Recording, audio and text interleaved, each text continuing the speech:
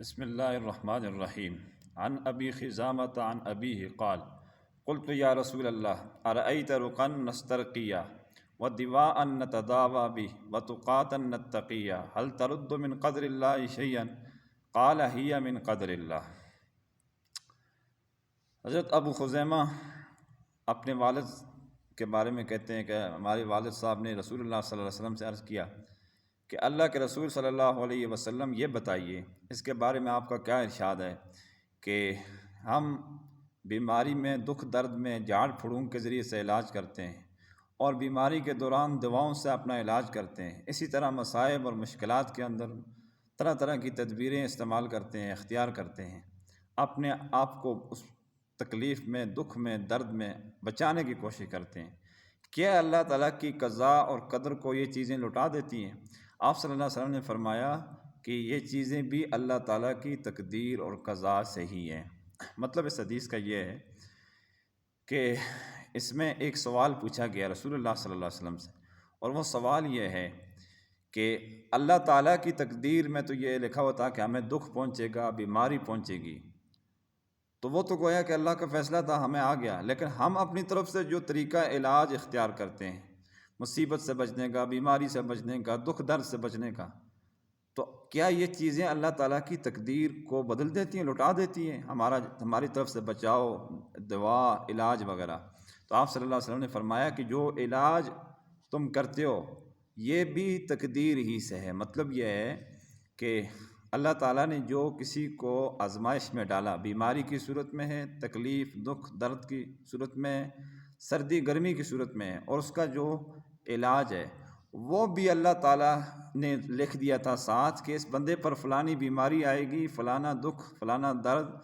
فلانی پریشانی آئے گی، اور اس کا علاج وہ اس ذریعے سے کرے گا، اس طریقے سے کرے گا۔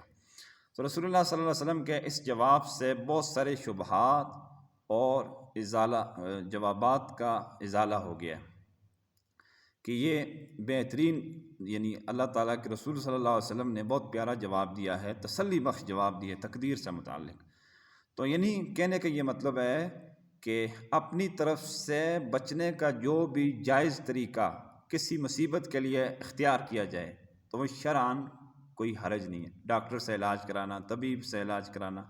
سردی گرمی کا انتظام کرنا، اپنی نوکری کا انتظام کرنا، حلال روزگار کو اختیار کرنا، یہ تقدیر کے خلاف نہیں ہے، یہ تقدیر کے اندر لکھا ہوا ہے۔ عام طور پر لوگ جو زیادہ تر اشکالات کرتے ہیں وہ یہ ہے کہ زیادہ تر دینی امور کے اندر کرتے ہیں جس میں ان کو احتیاط کرنی چاہیے، مسئلہ پوچھنا چاہیے مستند عالم سے، اور وہ اعتراض یہ کرتے ہیں کہ جیسا کہ پہلے بھی میں ایک دو مرتبہ کہہ چکا ہوں کہ وہ دینی امور کے اندر اعتراض زیادہ کرتے ہیں، مثلاً کہ اگر ہمارا بدبخت ہونا، خدا نخواستہ نافرمان ہونا، خدا نخواستہ گمراہ ہونا لکھا ہوا ہے تو ہمیں اعمال کرنے کی کیا ضرورت ہے؟ گناہ گار ہونا، مجرم ہونا اللہ کے ہاں منظور ہے، تو ہمیں اعمال کی، توبہ کی، نماز کی، روزہ کی، حج کی، صدقہ خیرات اور زکوٰۃ کی ادائیگی کی کیا ضرورت ہے؟ تو بھائی یہ لوگ بیچارے اس طرف تو اعتراض کرتے ہیں، دینی امور میں ہی اعتراض کرتے ہیں، لیکن یہ لوگ وہاں پر اعتراض کیوں نہیں کرتے کہ جب یہ ملازمت اختیار کرتے ہیں، نوکری اختیار کرتے ہیں، کسی جگہ اپنی نسبت طے کرتے ہیں، تو اس جگہ پر یہ کوشش کیوں کرتے ہیں؟ وَأَلَّيْسَ لِلْإِنسَانِ إِلَّا مَا سَعَىٰ، انسان کے بس میں کوشش ہی ہے، وہ کوشش کر سکتا ہے،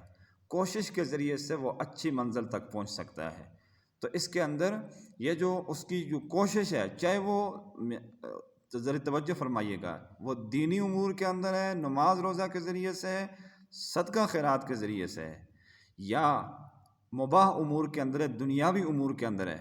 کہ ملازمت ہے، گھر بار ہے، نسبت کی کسی جگہ طے کرنی ہے، اچھا اولاد ہے، دکھ بیماری غم ہے، اس کا علاج ہے، تو بھائی اس کے لیے جو وہ بندہ کوشش کرتا ہے، اسی طرح آخرت کے لیے بھی ہم مکلف ہیں کہ ہم نے کوشش کرنی ہے، دونوں چیزیں جو ہے نا، جو تقدیر کے لیے اچھے انجام، اچھے نتیجے کے لیے یہ بنیاد کی حیثیت رکھتے ہیں، اور یہ تقدیر کے خلاف نہیں ہے بلکہ عین تقدیر کے مطابق ہے، تقدیر کے اسباب میں سے۔ اللہ تبارک و تعالی ہم سب کو ان باتوں پر عمل پیرا ہونے کی اور سمجھنے کی توفیق عطا فرمائے۔ وآخر دعوانا ان الحمد للہ رب العالمین۔